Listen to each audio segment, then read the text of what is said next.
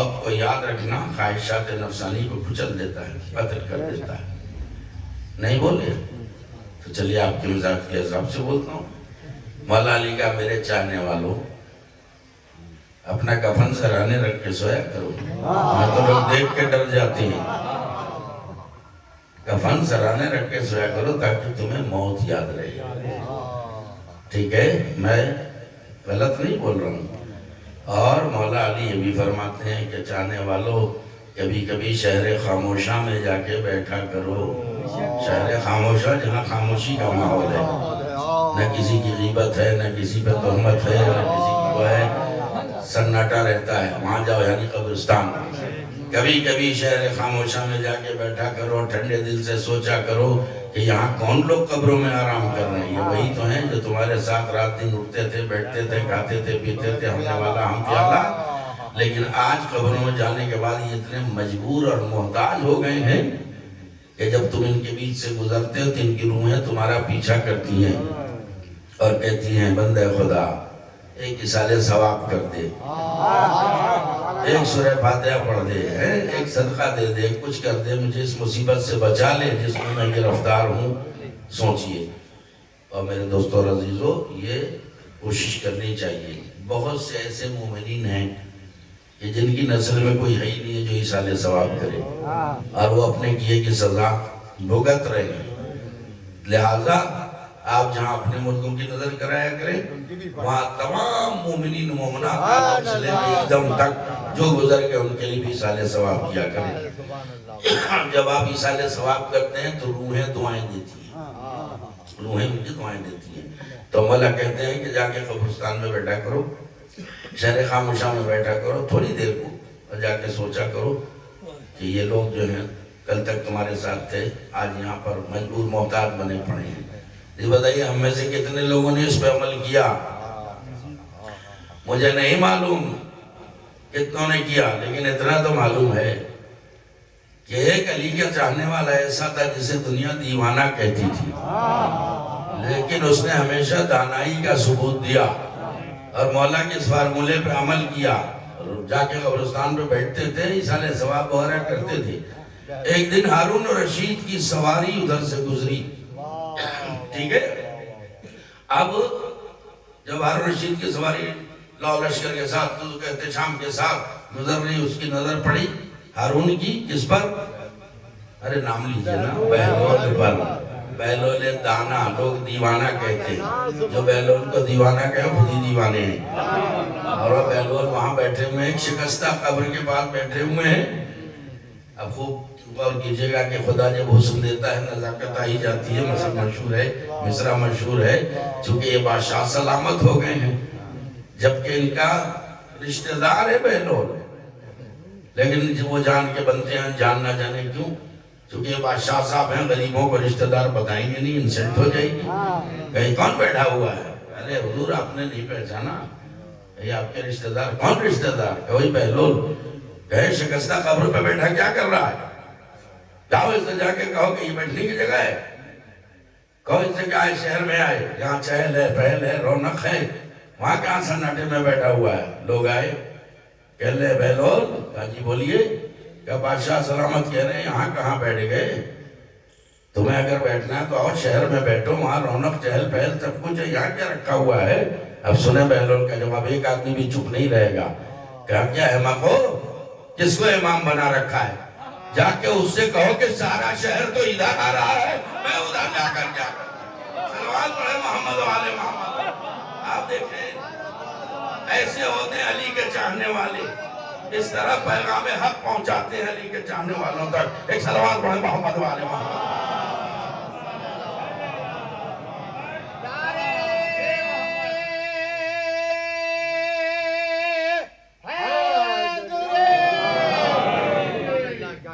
تو مولانا فرما رہے ہیں موت کا موضوع خامخواہ بدنام کر رکھا کہ خشک ہے، اس سے زیادہ تر موضوع کوئی نہیں.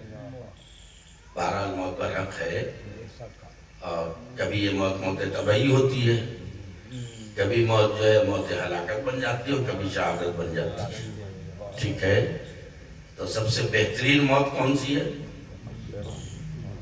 شہادت کی. ہے حوصلہ سننے کا؟ شہادت کی موت شہادت یہ ایک الگ بات ہے. یہ رجب الانبیاء ہے کہ کچھ لوگوں نے فساد کا نام جہاد رکھ دیا، ہلاکت کا نام شہادت رکھ دیا. ارے میں نے کچھ غلط کہہ دیا کیا؟ آتم گھاتی حملے کر رہے ہیں، خود کچھ بم دھماکے کر رہے ہیں، ان کا شہید شہید. تمہیں نہ شہید کا پتہ نہ شہادت کا پتہ. ٹھیک ہے، تو اب بتائیے کہ موت تو برحق ہے، اب انتخاب ہمیں کون سی موت کا کرنا ہے؟ ہلاکت کا نہیں، شہادت کا. اب یہ موت کب ہلاکت بن جاتی ہے، کب شہادت بن جاتی ہے؟ رک جائیے گا. ارشاد عدیت ہو رہا ہے لا تحسبن الذین قتلوا فی سبیل اللہ اموات. توجہ فرما رہے ہیں آپ؟ امواتا. خبردار جو لوگ ہماری راہ میں مارے گئے انہیں مردہ تصور نہ کرنا، بل احیاء، بلکہ وہ زندہ ہیں. تو یہ تو دعویٰ ہے زندہ ہیں. ہر دعویٰ دلیل چاہتا ہے. اسی آیت میں دلیل بھی ہے کہ عند ربہم یرزقون. دلیل حیات، دلیل زندگی ہے کہ یہ لوگ اپنے رب کی طرف سے رزق پاتے ہیں.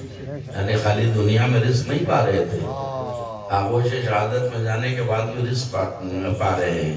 اب مجھے ایک جملہ اور بتا دیجئے، مولائیوں کا مجمع ہے کہ یہ بتائیے بھیک کون دیتا ہے؟ جسے ادھر سے ملے گا وہی تو بھیک دے گا. کیا کہا میں نے؟ تو ہم سے یہ نہ کہنا علم کے سامنے کیا مانگ رہے ہو، تعزیہ کے سامنے کیا مانگ رہے ہو، تابوت اور جھولے کے حوالے کے سامنے کیا مانگ رہے ہو. تمہیں کیا پتا ہم کس سے مانگ رہے ہیں؟ ہم ان سے مانگ رہے ہیں جو ادھر سے لیتے ہیں ادھر والوں کو بانٹ دیتے ہیں. صلوات پڑھیں محمد و آل محمد پر.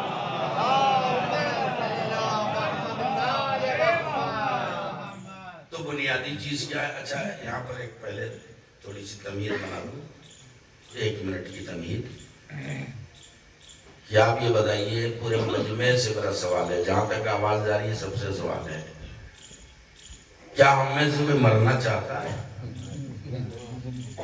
بتائیے. کوئی نہیں چاہتا.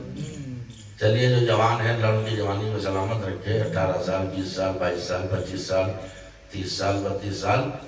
لیکن جو ضعیف العمر ہیں چلیے ان کا تجزیہ کریں، کیا مرنا چاہتے ہیں؟ دل لگائیے آپ یہاں، دل لگائیے گا. میں آرام سے مجلس پڑھتا ہوں، میں چاہتا ہوں کہ 1 منٹ بھی ضائع نہ ہو. راہ چلتے کسی کھانستے ہوئے بزرگ سے آپ ملے، لٹھیا ٹیکے ہوئے 80-85 برس کی عمر. اس سے پوچھئے چچا میاں بڈھے ہو کے ابھی تک مرے نہیں؟ چاہے کتنے بھی آپ جوان ہو کہ کم وقت تو مر جا، میں کہہ کو مرنے لگا. موت کو کوئی گلے لگانے کو تیار نہیں. ہاسپٹل میں گئے عادت کو 80 سال 85 سال یا 90 سال کی عمر. دادا ابا کیا حال ہے؟ کہ بیٹا دعا کرو اللہ شفا دے دے. کوئی کہتا ہے کہ دعا کرو اللہ موت دے دے؟ موت کو کوئی گلے لگانے کو تیار نہیں. اس کا مطلب یہ ہے کہ ہر انسان زندہ رہنا چاہتا ہے، مرنا نہیں چاہتا. تو آؤ طے تو کریں کہ کون کب تک زندہ رہنا چاہتا ہے. اللہ سے آپ سوال کریں یا اللہ تو نے موت کو برحق قرار دیا ہے، لیکن پروردگار تیرے بندوں میں کوئی خوشی سے مرنا نہیں چاہتا ہے. ہر شخص جو ہے وہ زندگی چاہتا ہے. توجہ دیجئے گا آپ. تو اللہ جواب دے گا. دیکھیے آپ کو عجیب عجیب سی باتیں لگیں گی لیکن آپ لے کے کچھ اٹھیں گے. میں اکثر اپنی مجلسوں میں کہتا ہوں کہ ہر مجلس میں 2 طرح کے تبرک بڑھتے. ایک تبرک گیٹ پہ بڑھتا ہے، ایک فرش پہ بڑھتا ہے. تو گیٹ والا تو کوئی بھی لے جاتا ہے، لیکن فرش والا تبرک سب کو نہیں ملتا ہے. جن کے ظرف میں صلاحیت ہوتی ہے وہ یہ تبرک لے کے جاتے ہیں. صلوات پڑھیں محمد و آل محمد پر.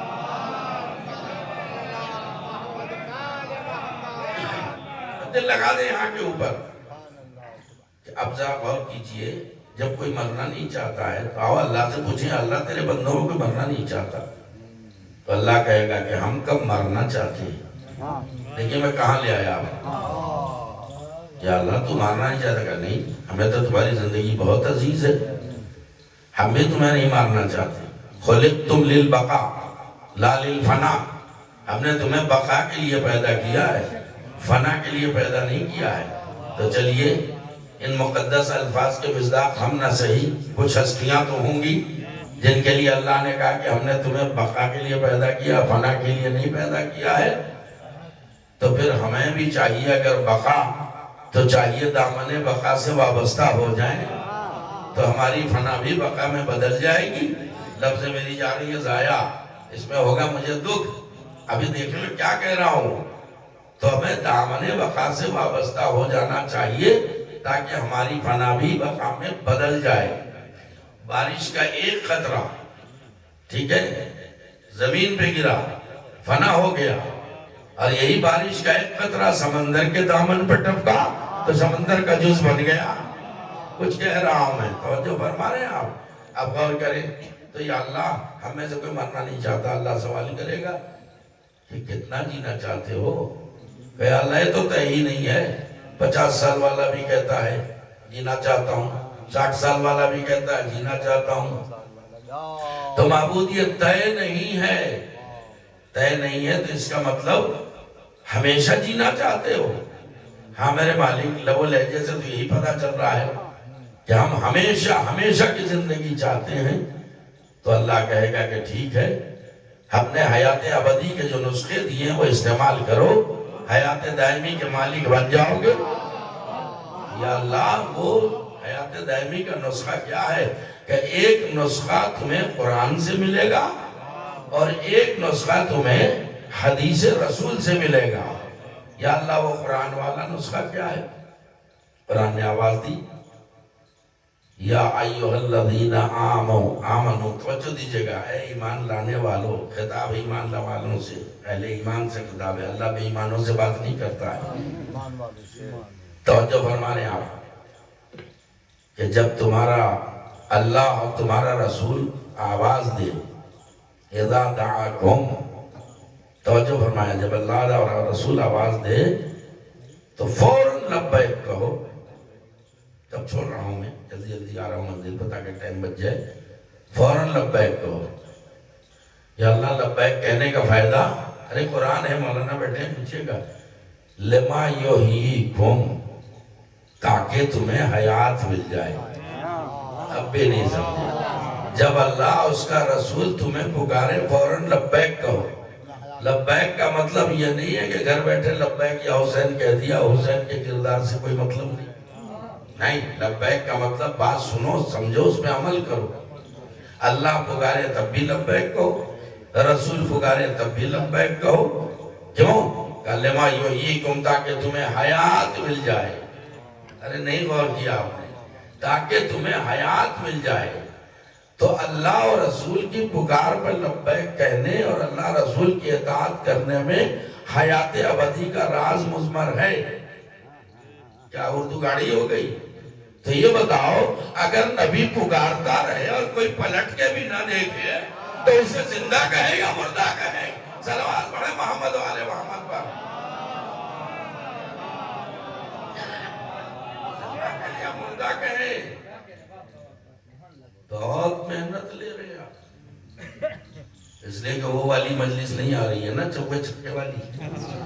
میں علمی گفتگو کرتا ہوں، بہت سے لوگ کہتے ہیں مولانا شمشاد احمد بڑی گاڑی مجلس پڑھتے ہیں۔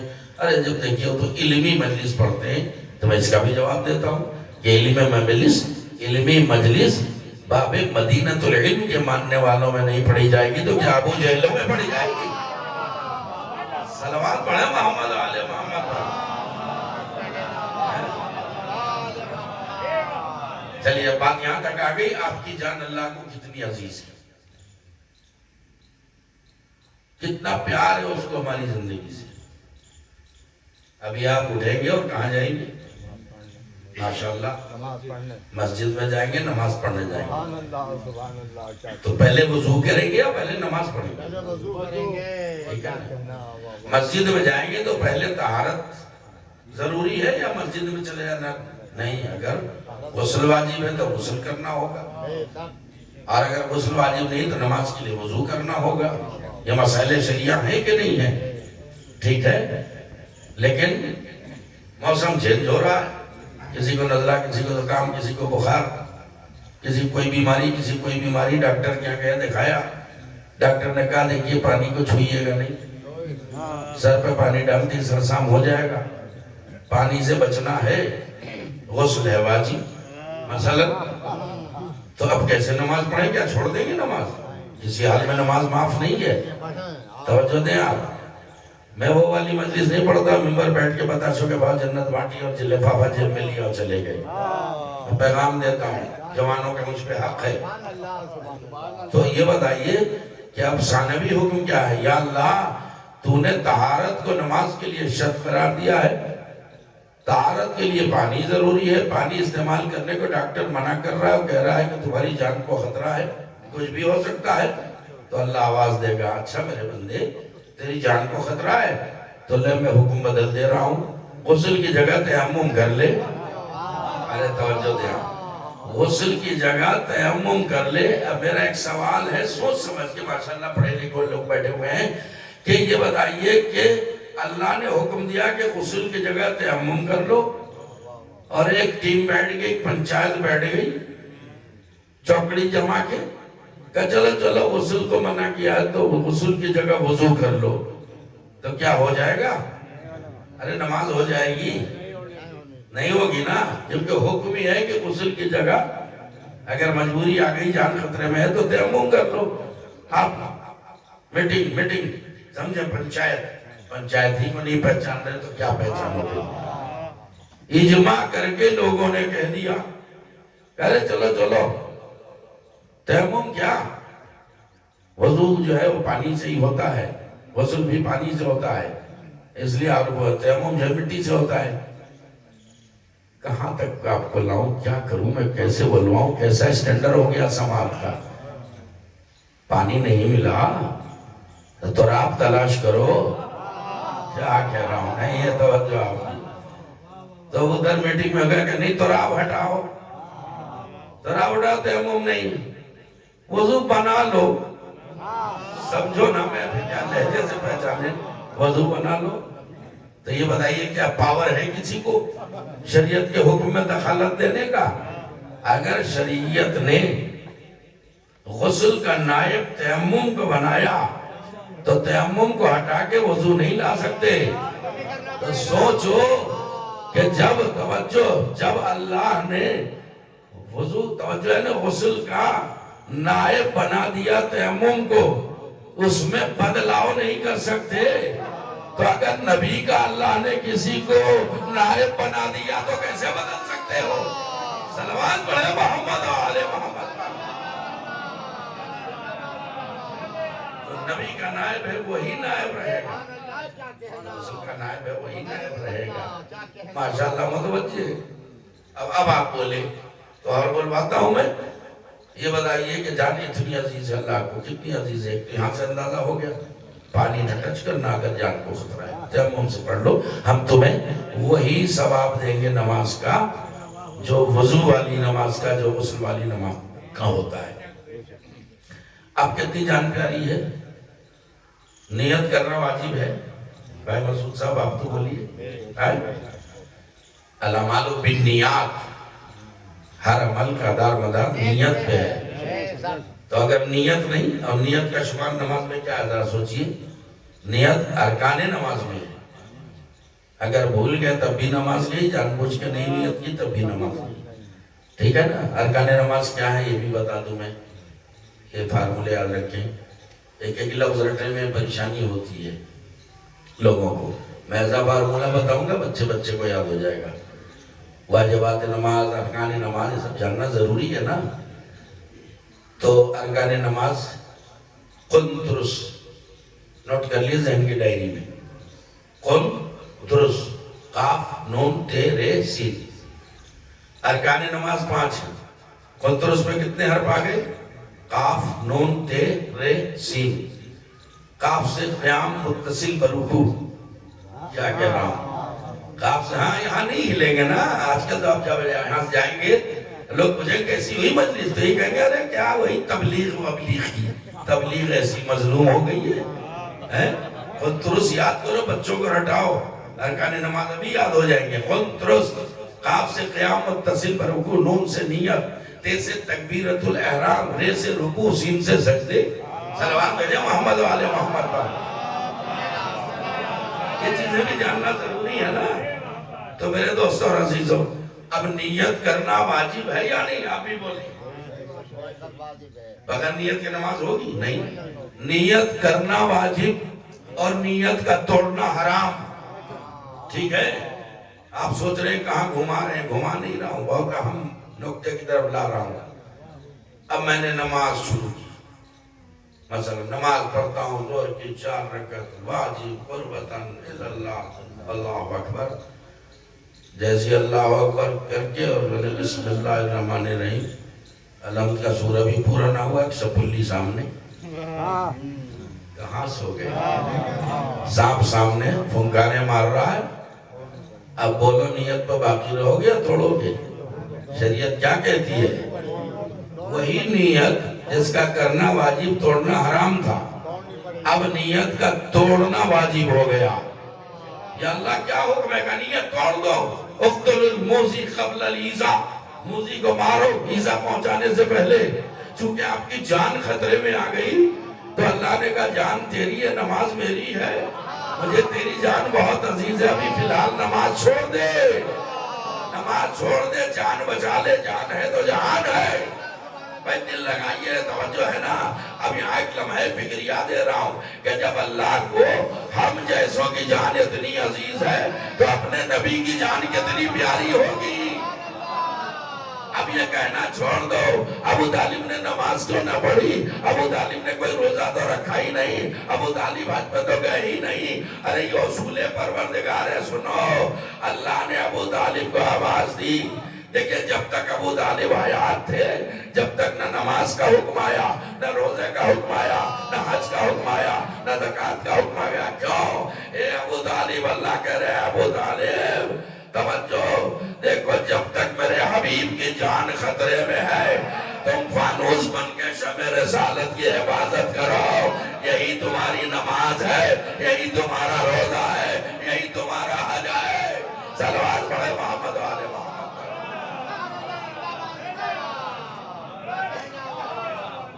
بلند آواز سے صلوات بھیجو۔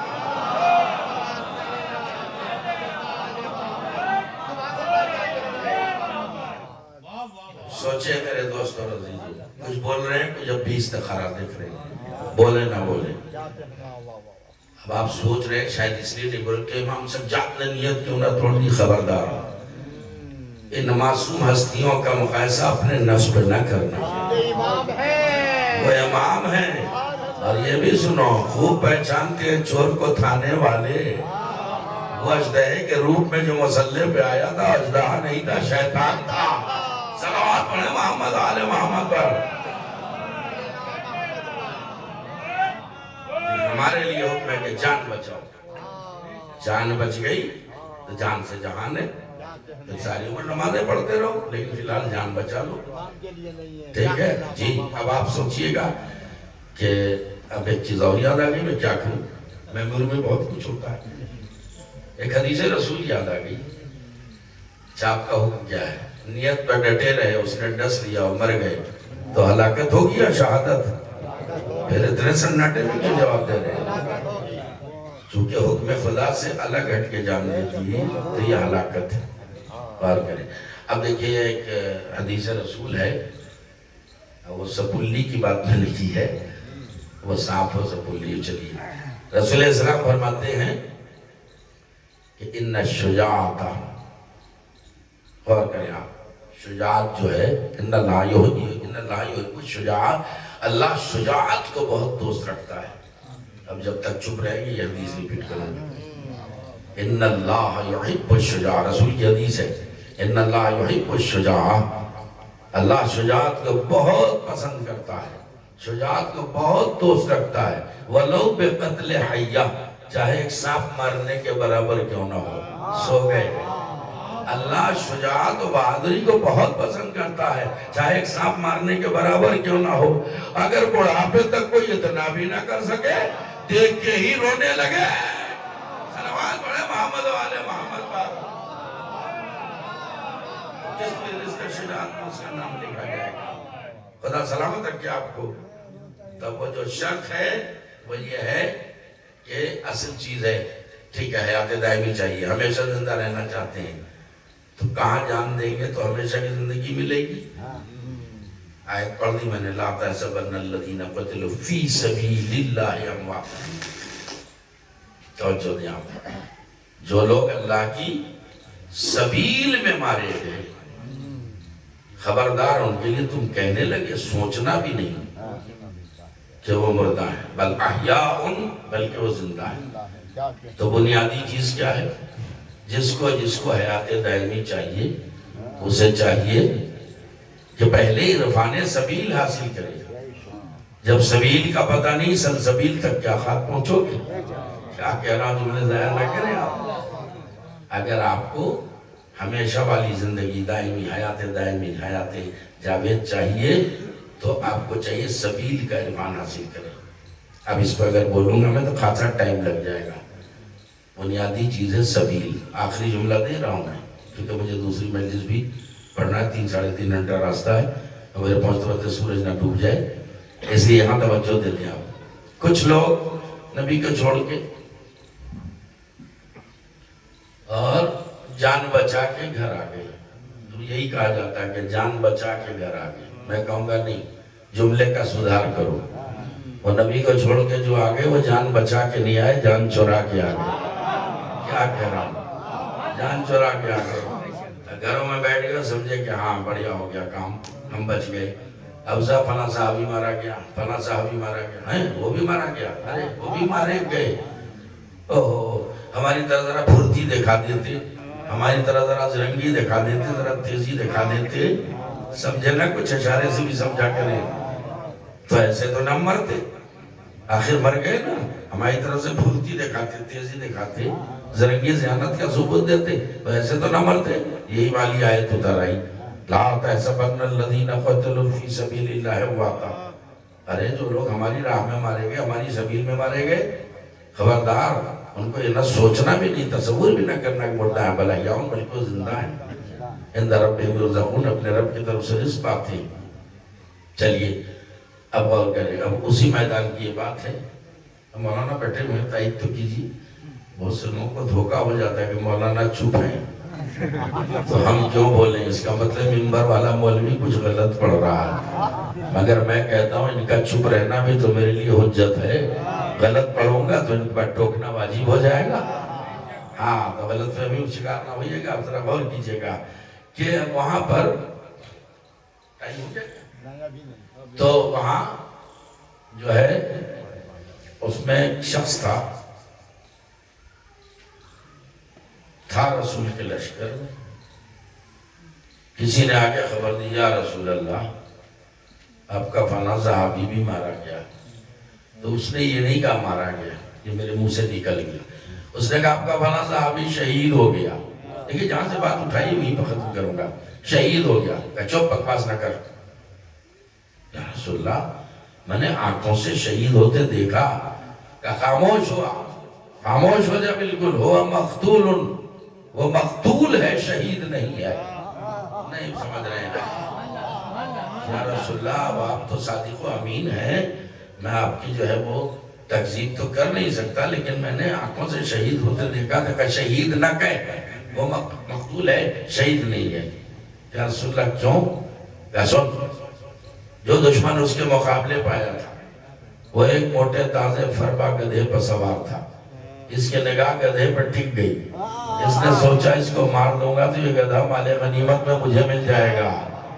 سنیے جو جملہ نبی نے دیا، لہذا خبردار اسے شہید نہ کہنا، اس لیے کہ ہوا قتل فی سبیل الحمار لا فی سبیل اللہ۔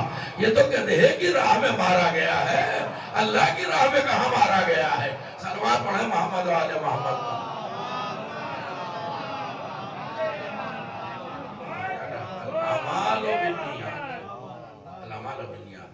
اب آپ سن لیجئے کہ سبیل، بنیادی چیز ہے سبیل۔ آخری جملہ دے رہا ہوں، اس کی قدر کیجئے گا۔ کہ اب بہت سے لوگ کہتے ہیں کہ وہ دوسرا والا نسخہ جو ہے سمجھ میں نہیں آیا، کون سا؟ کہ وہ جو حدیث سے ہے نسخہ حیات، من مات اللہ بآل محمد ماتا شہیدہ، جو اہل بیت کی محبت پہ مر جائے وہ شہید ہے۔ تو کہاں وہ شہید، کہاں یہ شہید؟ وہ میدان والا شہید، زخم لگائے، زخم کھائے ہیں، تلوار چلائی، تلوار کھائی، خون میں نہایا، تب جا کے شہید ہوا، اور یہ بستر پہ لیٹے لیٹے شہید ہو گئے۔ تو یہ تو فلسفہ نہیں سمجھ میں آیا کہ بستر پہ لیٹے لیٹے مر گئے شہید ہو گئے۔ تو میں کہوں گا آؤ مجلس حسین میں، یہاں فلسفہ ہلاکت بھی بتایا جاتا ہے، فلسفہ شہادت بھی بتایا جاتا ہے۔ ارے میں نے سب کچھ پڑھ دیا، سنیے گا کہ اگر توجہ ہے، اگر کسی نے سبیل پہ رہ کے، توجہ دیجئے گا، اپنی جان دی ہے تو وہاں شہادت ہے۔ نہیں توجہ ہی، لفظ بدل دیتا ہوں، اگر سبیل سے ہٹ کے کوئی قتل بھی ہوا تو وہاں ہلاکت ہے، اور اگر سبیل پہ ڈٹا رہا، بستر پہ مر گیا تو شہادت ہے۔ بنیادی چیزیں سبیل لوگ سمجھ نہیں پا رہے ہیں کہ سبیل کسے کہتے ہیں۔ توجہ دیں آپ، سبیل یعنی اللہ اور رسول کی راہ پر ڈٹے رہنا، صراط مستقیم پر گامزن رہنا، عشق اہل بیت پر گامزن رہنا۔ اب یہ دیکھیے کہ لوگ کہیں گے کہ ان کا سب سے بڑا کمال کیا ہے کہ بستر پہ لیٹے لیٹے شہید ہو گئے۔ تو ایک جملے میں بات تمام کر دی میں نے، سنیے گا کہ سنو، اس شہید کا سب سے بڑا کمال یہ ہے کہ یہ مرتے مر گیا مگر کسی خبیث سے محبت اہل بیت کا سودا نہیں کیا۔ صلوات پڑھے محمد والے۔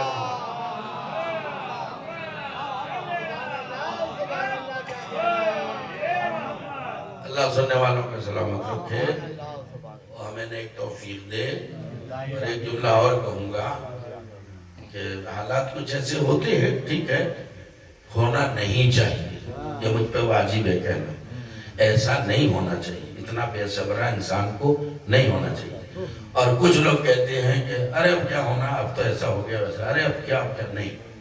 یہاں بھی ایک آیت سہارا دے رہی، لا تقنطوا من رحمت اللہ، اللہ کی رحمت سے مایوس نہ ہو، ان اللہ یغفر الذنوب جمیعا، اللہ تمام کے تمام گناہوں کو معاف کرنے والا ہے۔ لہٰذا اب جو کچھ ہو گیا اسے میں ریپیٹ نہیں کروں گا، لیکن ہمارا فرض ہے کہ جس مصیبت میں وہ بچہ گرفتار ہے اس کے حق میں دعائیں کریں، اللہ ارحم الراحمین ہے، دعا کریں، چونکہ اللہ کا ہی فرمان ہے لا تقنطوا من رحمت۔ میں تشویق نہیں کر رہا ہوں کہ تم لوگ بھی ایسا کرو، ایسی غلطی کبھی نہ کرنا، لیکن چلو انسان تو انسان ہے، الانسان مرکب من الخطاء والنسیان، انسان خطا اور غلطیوں کا ایک پتلا ہے، اس سے مسٹیک ہو جاتی ہے، لیکن مسٹیک ہو گئی ہے تو اس کا مطلب یہ نہیں کہ ہم بھی اسے سزا دیں، نہیں۔ اب ہمیں چاہیے کہ ہم اس کو وہاں سے نجات دلائیں جہاں وہ گرفتار ہے پریشانیوں میں، اس سے نجات دلائیں۔ اس کا طریقہ ہے کہ اس کی طرف سے صدقہ دیں، اس کی طرف سے جو ہے قرآن کی تلاوت کریں، ایصال ثواب کریں، غریبوں کی مدد کریں، یتیموں کی مدد کریں، اس کا ثواب پہنچتا جائے گا۔ کسی دن تو اللہ کی رحمت کروٹ بدل دے گی۔ صلوات پڑھے محمد والے۔ مایوس نہیں ہوتے، مایوسی دور ہے۔ بہرحال اللہ ہمارے نوجوانوں کو توفیق دے کہ وہ دین کی روح کو سمجھیں، اسلام کی حقیقت کو سمجھیں۔ اور میں بارہا کہتا ہوں، جملہ کہہ دوں، اس میں کچھ ٹائم نہیں لگے گا، کہ آپ گھر بیٹھے مولوی بن سکتے ہیں۔ یہ ترقی کا زمانہ ہے، ہر انسان جیب میں لائبریری لیے پھر رہا ہے۔ گوگل پہ سرچ کرو، تاریخ، تفسیر، قرآن، حدیث، جو چاہو نکالو، پڑھو، مطالعہ کرو، تو خود کا ایک اسٹینڈرڈ بن جائے گا۔ اور جب مجمع کا اسٹینڈرڈ بن جائے گا تو ممبر والوں کو اپنا اسٹینڈرڈ تو بنانا پڑے گا، پھر کچے پکے کی دال نہیں گلے گی۔ اس لیے جو بزرگوں نے آپ کو معیار دیا تھا مجلسوں کا، اس معیار کو باقی رکھنے کی کوشش کیجیے۔ بہرحال میں سورہ پڑھ دیا، اس کا ترجمہ بھی نہیں کیا، تمہید میں ہی مجلس ختم ہو گئی۔ اب تبرکاً ترجمہ کر رہا ہوں۔ بسم اللہ الرحمن الرحیم، والعصر ان الانسان لفی خسر۔ کیا بجے اذان ہوتی ہے؟ اچھا، میں یہ نہ سمجھیں کہ 1 بجا دوں گا میں، لیکن چلیے اتنا ٹائم تو چاہیے کہ مسجد میں پہنچ سکیں، وضو کر سکیں، نماز پڑھ سکیں۔ آخری جملہ یہ کہ آیت کا ترجمہ، والعصر ان الانسان لفی خسر، قسم ہے زمانے کی سارے کے سارے انسان گھاٹے میں، خسارے میں، نقصان میں ہیں، الا الذین آمنوا وعملوا الصالحات، سوائے ان کے کہ جو ایمان لائے اور اچھے اچھے اعمال بجا لائے۔ اچھے اچھے اعمال بجا لانے کا مطلب ہے کہ برے برے اعمال سے دور رہو، ٹھیک ہے نا؟ اور اس کے بعد دو چیزیں اور ہیں، وَتَوَاصَوْا بِالْحَقِّ وَتَوَاصَوْا بِالصَّبْرِ۔ ایسے صاحبان ایمان، ایسے صاحبان عمل کی شان کیا ہونی چاہیے؟ وَتَوَاصَوْا بِالْحَقِّ وَتَوَاصَوْا بِالصَّبْرِ۔ یہ ایک دوسرے کو حق اور صبر کی تلقین کرتے ہیں، ایسے صاحبان ایمان جو ہیں۔ تو حق کی تلقین تو وہی کرے گا جو حقیقت حق کو سمجھتا ہو، صبر کی تلقین تو وہی کرے گا جو مفہوم صبر کو سمجھتا ہو۔ اب اس صبر سے بنا، چھوڑ رہا ہوں میں، صبر سے ہی بنا ہے صابر، اور صابر کی جمع ہے صابرین، ٹھیک ہے، صابرین۔ ایک صابر ہو تو کہتے ہیں صابر، دو ہو تو صابرین، اور اگر دو سے زیادہ ہوں تو صابرین۔ اب ایک آیت کا سہارا ہو، منزل پہ آتا ہوں میں۔ اللہ قرآن میں ارشاد فرما رہا ہے وَبَشِّرِ الصَّابِرِينَ الَّذِينَ إِذَا أَصَابَتْهُمْ مُصِيبَةٌ قَالُوا إِنَّا لِلَّهِ وَإِنَّا إِلَيْهِ رَاجِعُونَ۔ اے میرے حبیب، آپ بشارت دے دیں ان صبر کرنے والوں کو، اللہ اکبر، کہ جن پہ کوئی بھی چھوٹی بڑی مصیبت پڑتی ہے تو وہ یہی کہتے ہوئے نظر آتے ہیں کہ ہم سب اللہ کے لیے، اللہ کی طرف جانے والے ہیں۔ کیا بشارت دے دیجئے؟ اولئک علیہم صلوات من ربہم ورحمہ واولئک هم المہتدون۔ یہی تو وہ صابرین ہیں، اللہ اکبر، جن کے لیے اللہ کی طرف سے صلوات ہے اور ان کے اوپر رحمتوں کی برسات ہے، اور یہی ہدایت یافتہ لوگ ہیں۔ اب ایک آیت اس سے پہلے ہے، ٹھیک ہے، ایک آیت اس آیت سے پہلے جو عام طور سے پڑھی نہیں جاتی، ممکن ہے کبھی سنی ہو آپ نے، دعویٰ نہیں کر رہا ہوں، لیکن میں چاہتا ہوں کہ اس سے پہلے والی آیت پڑھوں۔ بسم اللہ الرحمن الرحیم۔ وَلَنَبْلُوَنَّكُمْ بِشَيْءٍ مِّنَ الْخَوْفِ وَالْجُوعِ وَنَقْصٍ مِّنَ الْأَمْوَالِ وَالْأَنفُسِ وَالثَّمَرَاتِ۔ ہم تمہارا ضرور امتحان لیں گے، کبھی بھوک سے، کبھی خوف سے، اللہ اکبر، کبھی مال کی بربادی سے، کبھی جان سے، والثمرات، اور کبھی پھلوں سے۔ تو جب مال کا ذکر آ گیا تو کیا پھل مال میں شمار نہیں ہے؟ یاد رکھنا، بغیر تفصیل کے قرآن سمجھ میں نہیں آ سکتا۔ اب جب ثمرات کی میں نے تفصیل دیکھی تو مجھے یہ پتا چلا کہ یہاں ثمرات سے مراد ہے اولاد۔ آگے میں منزل پر، یعنی اولاد کے ذریعے بھی تمہارا امتحان لیا جائے گا، اور بڑا سخت امتحان ہے اولاد کے لیے۔ تو 5 پرچوں کا اعلان ہے، ہم تمہارا امتحان ضرور لیں گے۔ 5 پرچے میں نے آپ کے سامنے رکھ دیے، قرآنی آیت آپ کے سامنے پڑھ دی کہ کبھی بھوک سے، کبھی خوف سے، ٹھیک ہے، اور کبھی مال کی بربادی سے، کبھی جان کی بربادی سے، اور کبھی ثمرات یعنی اولاد سے، یہ ہوگا۔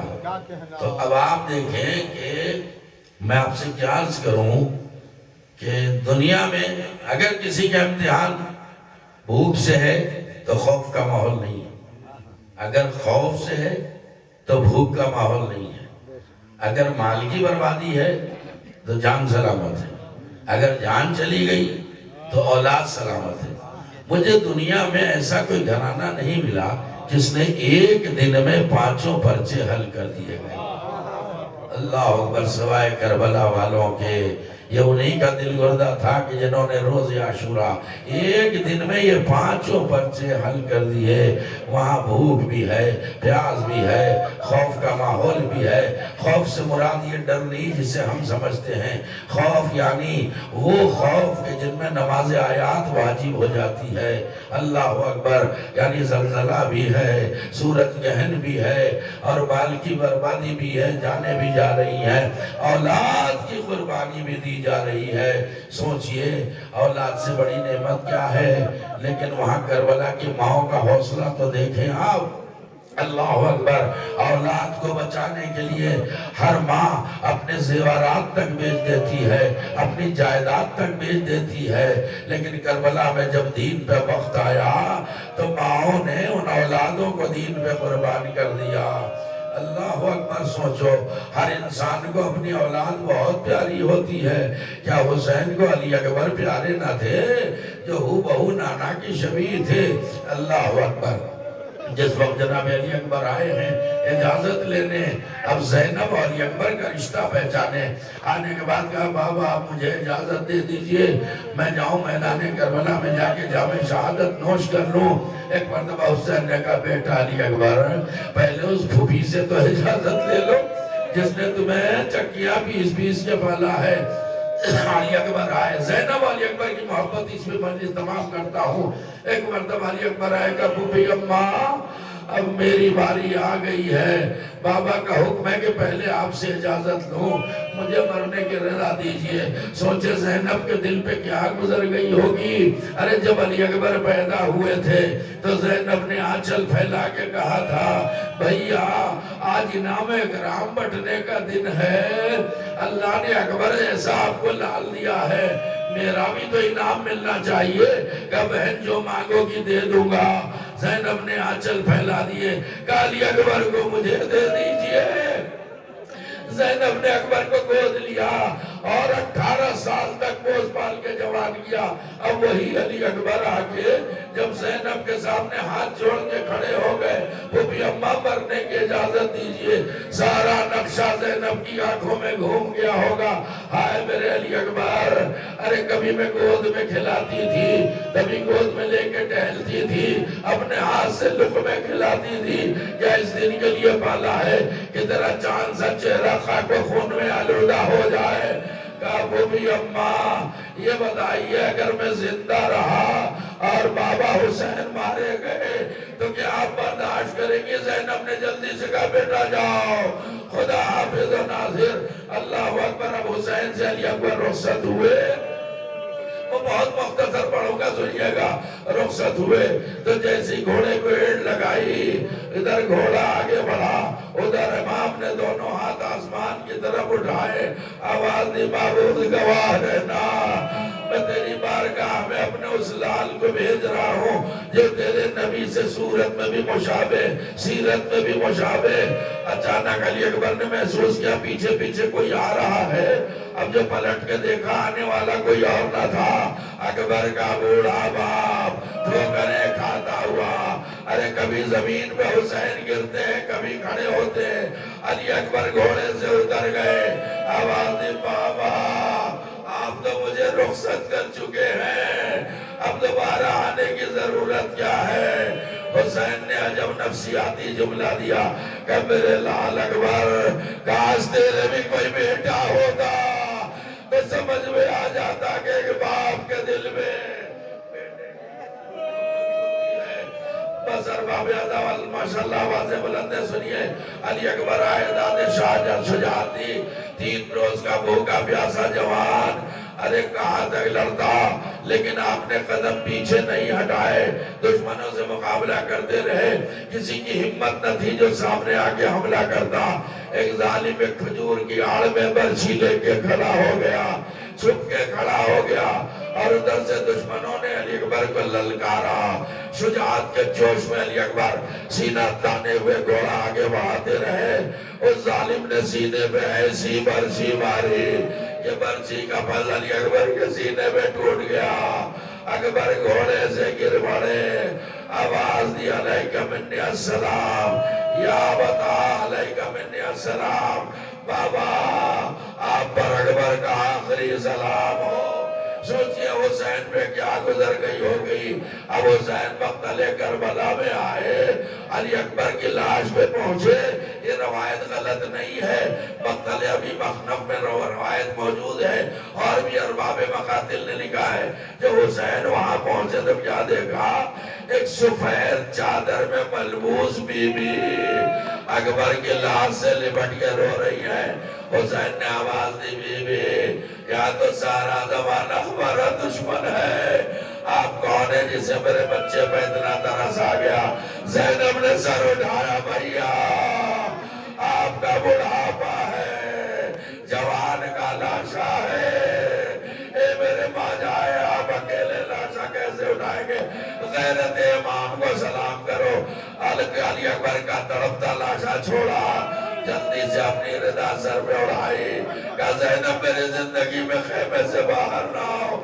حمید ابن مسلم کہتا ہے اللہ اکبر کہ وہ بی بی جب مقتل میں آئی تھی تو چادر کا رنگ سفید تھا، لیکن جب حسین واپس لے گئے تو ساری چادر سرخ ہو چکی تھی۔ رونے والوں سوچو علی اکبر کے سینے سے خون کا فوارہ کتنا زیادہ ابل رہا تھا۔ اب دوبارہ حسین مقتل میں آئے، لاش اٹھاتے اور رکھ دیتے ہیں، لاش اٹھاتے رکھ دیتے ہیں۔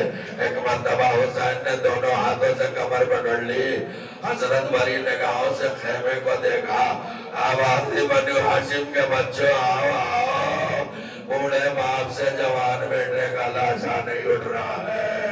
چھوٹے چھوٹے بچے آئے، علی اکبر کا لاشا خیمے میں لایا گیا، بیویوں نے حلقے میں لے لیا۔ وہاں غربت وہاں مصیبت